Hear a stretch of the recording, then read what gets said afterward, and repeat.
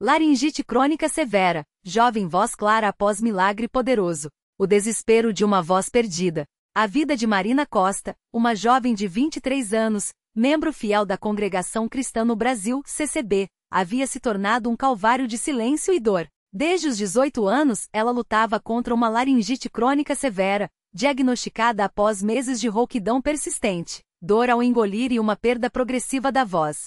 Os médicos foram categóricos: sua laringe está gravemente inflamada com nódulos nas cordas vocais. A menos que faça cirurgia e repouse absolutamente a voz, o dano pode ser irreversível. Mas Marina não podia se calar. Não por teimosia, mas por chamado divino. Desde criança, ela havia sido usada por Deus nos cultos da CCB, louvando com uma voz doce e potente, que emocionava até os mais resistentes. Era comum ouvi-la cantar hinos como Glória a Deus nas alturas ou Jesus, amigo fiel, com uma pureza que parecia tocar o céu. Os irmãos na fé a chamavam carinhosamente de a voz dos anjos, e os mais velhos profetizavam: essa menina tem um dom especial. Deus a escolheu para glorificar seu nome. Porém, quando a doença se instalou, tudo mudou. Cada palavra era uma facada. Tentar cantar, mesmo em um sussurro, provocava dores lancinantes e sangramento nas cordas vocais. Os médicos proibiram qualquer esforço, mas Marina se recusava a aceitar que sua voz fosse silenciada para sempre. Senhor, por que isso está acontecendo comigo? Ela chorava em seu quarto, ajoelhada ao pé da cama, com as mãos trêmulas sobre a Bíblia aberta em Salmos 34, 17 e 18. Os justos clamam, e o Senhor os ouve, e os livra de todas as suas angústias. Perto está o Senhor dos que têm o coração quebrantado e salva os contritos de espírito. Sua mãe, Dona Maria, uma serva de Deus que jamais faltava às reuniões da CCB, via a filha definhar e não sabia mais o que fazer. Já haviam tentado remédios, homeopatia, fonoaudiólogos, até mesmo chás caseiros passados por irmãs mais velhas da igreja. Nada adiantava. Filha, talvez seja a vontade de Deus que você descanse um tempo, Dona Maria dizia, com os olhos cheios de lágrimas. Mas mãe, como eu vou louvar a Deus em silêncio? Como vou testemunhar do seu poder se nem consigo falar? Marina respondia com a voz tão fraca que mal se ouvia. A fé em meio à tempestade. Os dias se arrastavam como noite sem estrelas. Marina evitava os cultos, envergonhada por não poder participar como antes. Quando ia, sentava-se no fundo do salão, longe dos olhares, com um lenço no pescoço, como se isso pudesse esconder sua dor. Os irmãos, ao vê-la, oravam por ela em silêncio, mas nenhum milagre acontecia. Até que, em uma terça-feira de oração, algo mudou. O presbítero José, um homem de fé inabalável e testemunho poderoso, subiu ao púlpito e começou a falar sobre a fé que move montanhas. Seu sermão era ardente, cheio de passagens bíblicas que falavam de cura. Irmãos, em Marcos 11h24, Jesus nos diz: por isso vos digo que tudo quanto em oração pedirdes, creia que recebestes, e será assim convosco. Não é uma questão de se Deus vai curar, mas de quando. A dúvida não vem de Deus, vem do inimigo. Marina, sentada no último banco, sentiu algo estremecer dentro dela. Era como se uma chama fosse acesa em seu peito. Ela fechou os olhos e começou a orar em espírito, com lágrimas escorrendo. Senhor, eu creio. Mesmo que não veja, mesmo que não sinta, eu creio que o Senhor pode me curar. Mas, por que ainda não? Nesse momento, o Espírito Santo começou a mover-se poderosamente no salão. Irmãs começaram a chorar, homens se ajoelharam, e um clamor uníssono subiu aos céus. O presbítero José, percebendo a unção, estendeu as mãos sobre a congregação e decretou: em nome de Jesus, toda enfermidade sai deste lugar. Todo espírito de dor, de limitação, de desânimo, eu te ordeno, solta estas vidas em nome do Senhor. Marina sentiu uma onda de calor percorrer seu corpo. Suas mãos tremeram, e de repente, uma dor aguda atravessou sua garganta, como se algo estivesse sendo arrancado de dentro dela. Ela gritou em espírito, e as irmãs ao seu lado a seguraram enquanto ela caía de joelhos. Glória a Deus! Alguém exclamou. Mas quando Marina tentou falar, nada saiu. A dor havia aumentado. Ela se sentiu traída. Será que Deus não me ouviu? A noite do desespero e a visão celestial. Naquela noite, Marina não conseguiu dormir. A dor na garganta era insuportável, como se facas estivessem cortando suas cordas vocais. Ela se levanta da cama, vai até a janela e olha para o céu estrelado, questionando: Deus, por que o Senhor permite isso? Eu só quero te louvar. De repente, uma luz branca encheu o quarto. Não era a luz da lua, não era um reflexo, era uma presença divina. Marina caiu de joelhos, tremendo. Uma voz suave, mas poderosa, ecoou em seu coração. Filha, tua fé está sendo provada. Não é pela dor que eu te abandonei, mas é na dor que eu te fortaleço. Confia em mim mesmo quando não vês. Marina chorou amargamente, mas sentiu uma paz invadir sua alma. Ela pegou sua Bíblia e abriu aleatoriamente.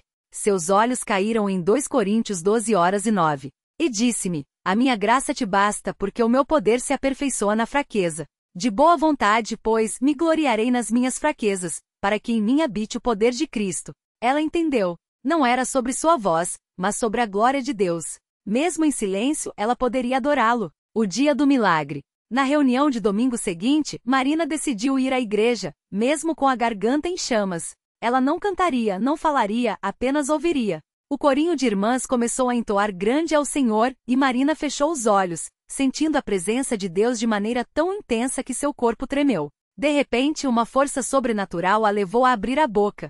E então, um som saiu.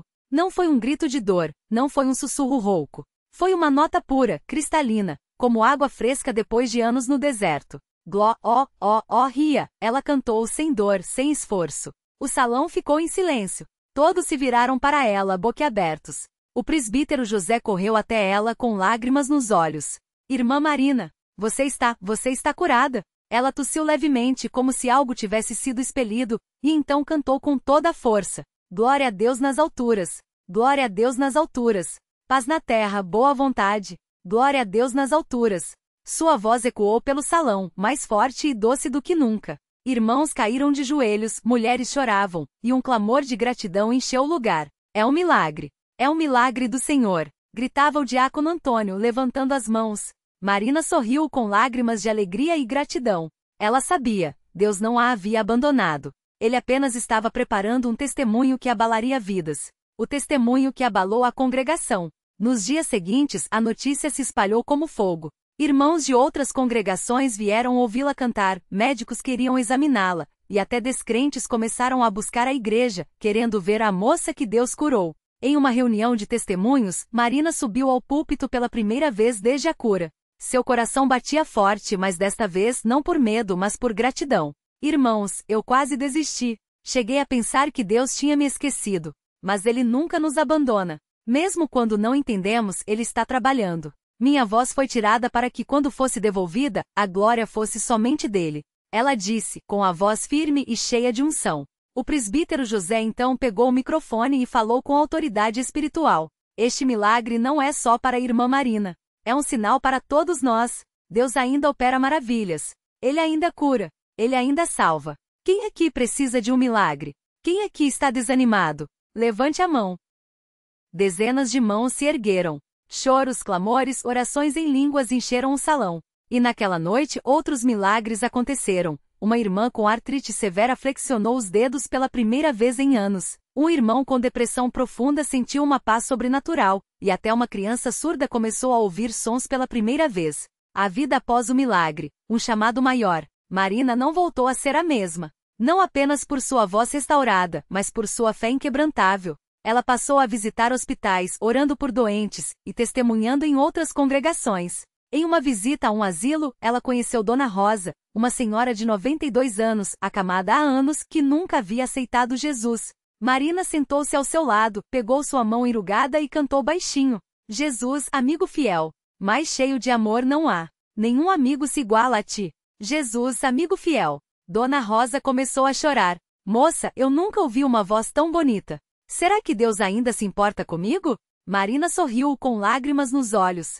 Claro que sim, vovó. Ele se importa tanto que mandou eu vir aqui hoje só para te dizer. Ele te ama. Naquela mesma noite, Dona Rosa aceitou Jesus como seu salvador. E quando ela faleceu uma semana depois, os enfermeiros contaram que ela morreu sorrindo, falando do anjo que cantou para ela. Lições de uma voz restaurada. Hoje, anos depois do milagre, Marina continua servindo a Deus com ainda mais fervor. Ela casou-se com um irmão da congregação, teve 2 filhos, e sua voz, agora mais forte do que nunca, é usada para levar esperança a milhares. Em uma entrevista para a revista da CCB, ela deu um conselho que marcou muitos corações. Às vezes, Deus permite que passemos pelo vale da sombra da morte para que, quando sairmos, sua luz brilhe ainda mais. Minha laringite não foi um castigo, foi um preparativo. Deus queria que eu dependesse totalmente dele, e não da minha voz. Quando entendemos isso, os milagres acontecem. E assim a história de Marina Costa se tornou um farol de fé para todos que passam por provações aparentemente sem saída. Porque no final, Deus não apenas restaura o que foi perdido, Ele nos dá algo muito maior, um testemunho que muda vidas. Glória a Deus! Aleluia! Continua a se desejar, posso adicionar mais detalhes sobre outros milagres, diálogos com médicos, cenas de cultos, ou até mesmo um desfecho com uma grande campanha evangelística onde Marina canta para milhares. Laringite crônica severa, jovem voz clara após milagre poderoso. Continuação, um testemunho que ecoa além das paredes do templo. O dia em que a medicina desistiu, mas a fé persistiu. O consultório do Dr. Renato Ferreira, um dos mais respeitados otorrinolaringologistas de São Paulo, era silencioso naquela tarde de quinta-feira. As paredes, revestidas de diplomas e certificados internacionais, pareciam ecoar o peso da notícia que ele estava prestes a dar. Marina Costa, sentada na cadeira de couro preto, seguiu com os dedos o padrão xadrez da saia longa que usava, um hábito nervoso que havia desenvolvido nos últimos meses. Ao seu lado, o irmão Elias, líder do setor de jovens da Congregação Cristã no Brasil, CCB, apertava entre as mãos um pequeno Novo Testamento, as páginas já desgastadas pelo uso constante. Marina, nós esgotamos todas as opções clínicas, o médico começou, removendo os óculos e esfregando a ponte do nariz, como se tentasse aliviar uma dor de cabeça que não era física, mas moral. A biópsia confirmou, suas cordas vocais estão com fibrose avançada, provavelmente irreversível. A laringite crônica evoluiu para um estágio em que nem a cirurgia nem os corticoides surtem mais efeito. Tecnicamente, ele hesitou, olhando para o laudo sobre a mesa, você não deveria conseguir sequer sussurrar sem dor. Um silêncio espesso preencheu o ambiente. Marina baixou os olhos, mas não para se render. Era como se, naquele momento, ela ouvisse uma voz interior lhe dizendo, confia em mim, ainda que não vejas o caminho. Ela respirou fundo, levantou o rosto e sorriu, um gesto tão inesperado que o médico recuou levemente na cadeira. Doutor, o senhor é um homem de ciência, e eu respeito isso, disse Marina, com uma calma que surpreendeu até a si mesma. Mas o meu Deus é o Deus dos impossíveis. Se os médicos disseram que não há mais jeito, então é sinal de que ele vai fazer algo que nem a medicina pode explicar. O irmão Elias, até então em silêncio, colocou a mão no ombro dela e murmurou, aleluia, irmã. A fé vence o mundo. O Dr. Ferreira, embora cético, não pôde evitar um arrepio. Ele havia visto centenas de pacientes, mas poucos com aquela serenidade diante de um diagnóstico tão cruel. Antes que pudesse responder, Marina se levantou, ajustou o lenço que cobria seus cabelos, como mandava o costume das irmãs da CCB, andou até a janela e olhou para o céu cinzento de São Paulo. Doutor, o senhor pode me dar uma caneta e um papel? Pediu, virando-se para ele. Confuso, o médico atendeu. Marina escreveu algo, dobrou o papel e o entregou ao médico. Guarde isso. Daqui a um mês, eu voltarei. E quando eu cantar para o Senhor, sem dor, sem rouquidão, o Senhor vai entender que há coisas que vão além dos laudos. O médico abriu o papel após ela sair. Nele estava escrito, porque para Deus não haverá impossíveis em todas as suas promessas. Lucas 1h37. A noite de oração que abalou os céus. Naquela mesma noite, a CCB da Moca estava lotada. O irmão Paulo, pastor responsável pelo templo, havia convocado uma vigília especial de oração após saber do diagnóstico de Marina. As irmãs, vestidas com seus longos vestidos e lenços na cabeça, ajoelhavam-se nos bancos de madeira envernizada, enquanto os irmãos, de ternos escuros e gravatas, levantavam as mãos em súplica. O ar estava carregado com o cheiro de velas de cera e o som dos inários sendo folheados com reverência. Marina estava no centro do altar, rodeada pelas obreiras mais idosas da congregação, mulheres que haviam visto milagres desde os tempos do fundador, o irmão Luís Francisco. A irmã Clara, uma senhora de quase 90 anos, cujas mãos tremiam levemente pela idade, segurou o rosto de Marina entre as palmas e orou em voz alta, com uma autoridade espiritual que só vem de décadas de comunhão com Deus.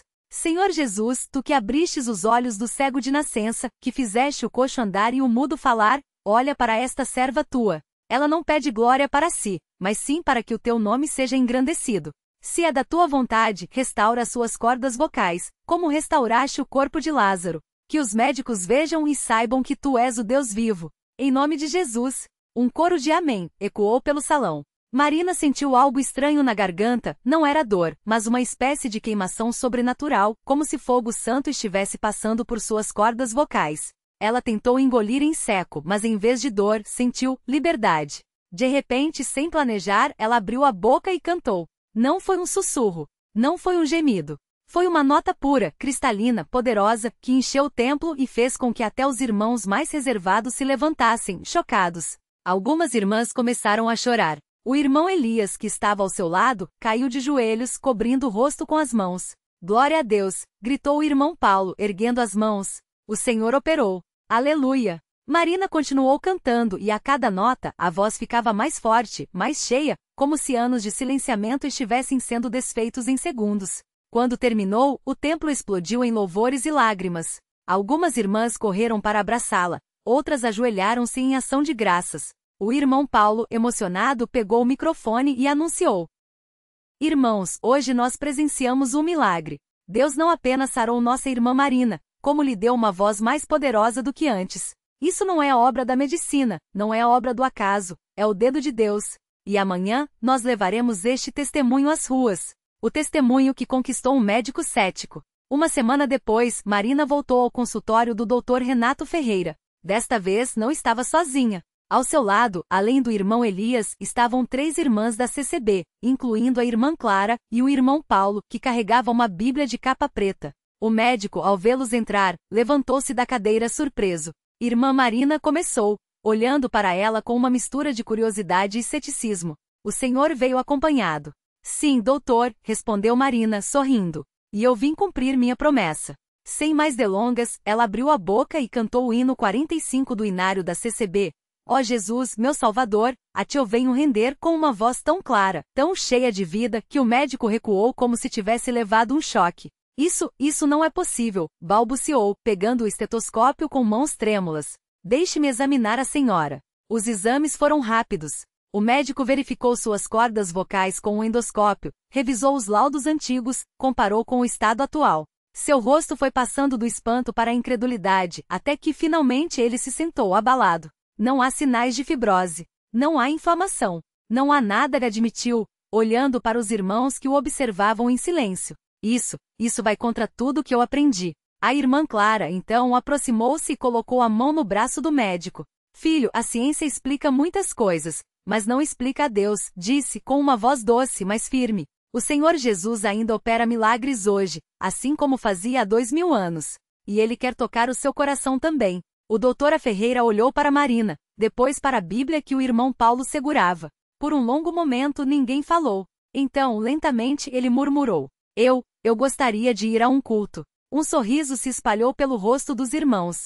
O irmão Paulo estendeu a mão. O Senhor o está chamando, irmão. E nós estaremos lá para recebê-lo. O casamento que nasceu de um milagre. 2 anos depois do milagre, Marina estava no altar novamente, mas desta vez, não para cantar, e sim para se casar. O irmão Daniel Souza, um dos obreiros mais dedicados da CCB, havia sido designado para acompanhá-la nas campanhas evangelísticas que se seguiram ao seu testemunho. Ele era um homem quieto, de fala mansa, mas com uma fé inabalável. Durante as viagens, enquanto Marina cantava para multidões, Daniel orava nos bastidores, intercedendo por cada alma que ouvia a mensagem.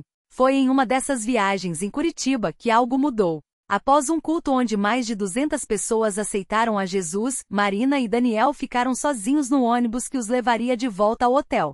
Ela estava exausta, a voz um pouco rouca pelo esforço, mas o coração transbordando de alegria. Daniel, sentando-se ao seu lado, ofereceu-lhe um copo de água. Irmã, o senhor cantou hoje como um anjo, disse com um sorriso tímido. Mas eu acho que o senhor tem algo ainda maior para a senhora. Marina olhou para ele, curiosa. O que seria, irmão? Daniel hesitou, então tirou algo do bolso. Um pequeno anel de prata, simples com uma cruz gravada. Eu não sou bom com palavras, irmã, confessou, segurando o anel entre os dedos. Mas desde que vi a senhora pela primeira vez, cantando no altar depois do milagre, eu senti que Deus me dizia, este é o caminho. Se a senhora permitir, eu gostaria de caminhar ao seu lado, não só como irmão na fé, mas como esposo. Marina ficou em silêncio por um longo momento. Não era um pedido de casamento convencional, não havia joias caras, nem romances hollywoodianos. Mas havia pureza, propósito e a presença de Deus naqueles olhos sinceros.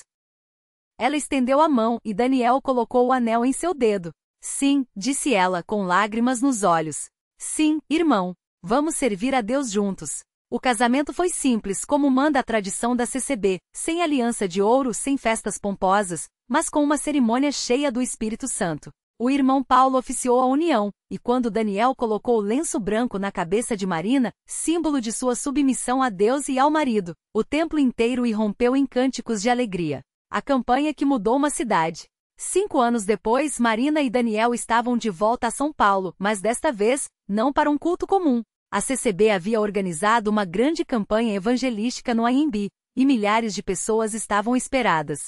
O palco estava montado, os irmãos distribuíam folhetos nas ruas, e uma expectativa sobrenatural pairava no ar. Marina, agora com 2 filhos pequenos, Davi, de 4 anos, e Sara, de 2, preparava-se nos bastidores, enquanto Daniel e outros obreiros faziam a última oração.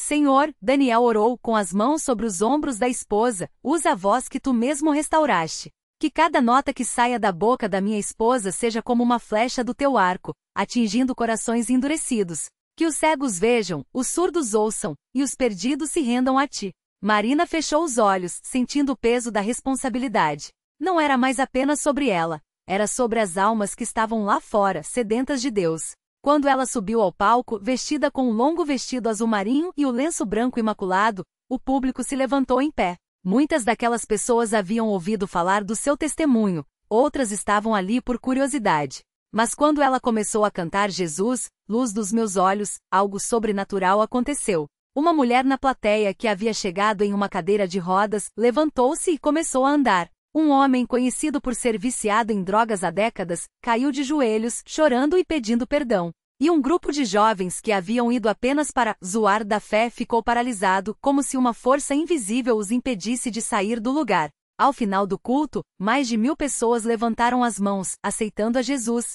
Repórteres de jornais seculares, que haviam ido cobrir o evento como uma curiosidade religiosa, saíram abalados, alguns até pedindo para falar com os líderes da CCB. Um deles, um jornalista do Folha de São Paulo, aproximou-se de Marina nos bastidores, com um caderno de anotações na mão. Irmã Marina, disse ainda visivelmente emocionado, o que o senhor acha que faz a diferença? Por que tantas pessoas são tocadas quando o senhor canta? Marina olhou para ele com um sorriso sereno. Não sou eu, irmão, respondeu. É o Espírito Santo. Quando uma pessoa se esvazia de si mesma e deixa Deus usar sua voz, sua vida, seus dons, ele faz coisas que nós nem podemos imaginar. O milagre não foi só a minha voz. O milagre é cada alma que se rende a Jesus. O jornalista anotou e então olhou para o palco, onde centenas de pessoas ainda oravam, muitas delas chorando. E se? Hesitou.